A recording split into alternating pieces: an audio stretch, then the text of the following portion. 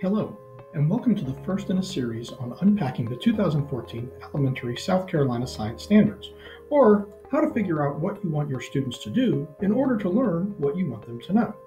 Part 1 in this series focuses on the conceptual understandings of the South Carolina Science Standards, which really help teachers unpack the big ideas that students need to come away with at the end of a unit.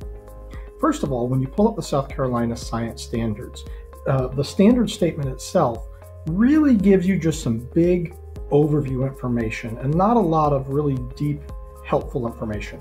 It does tell you there's a code up there, and the code does give you some information.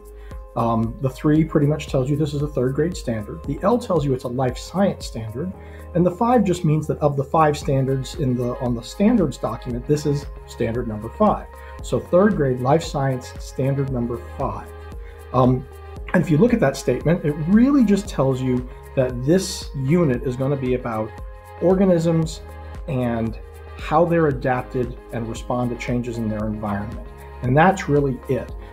From a conceptual standpoint, from a planning standpoint, this doesn't really tell you much more than that. It just says this is about organisms in their habitats. That's about it. So the standard statement is kind of big picture, but not really full of very functional, useful information. Now, when we go down one level from that, we get to the conceptual understanding, and that's actually very, very useful. So first of all, let's look at that code.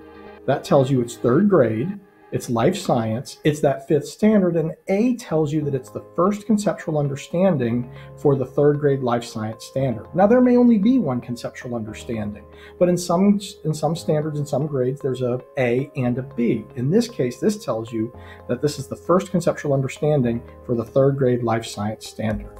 And if we look at that, there are a couple of big sentences here about information related to science content. Now you notice if you look at this, read this carefully, there doesn't actually tell you anything that students have to do. It doesn't tell you anything in terms of performance. It doesn't even give you Bloom's verbs. It's just, these are some statements. Now these statements represent the big ideas for this science unit, this life science unit on organisms and their habitat. Talks about the characteristics of the environment influencing the organisms that live there, and how they can only survive in their environment if their basic needs are met, and how energy is obtained from food, and the role that an organism serves in the ecosystem is described by how it gets its energy.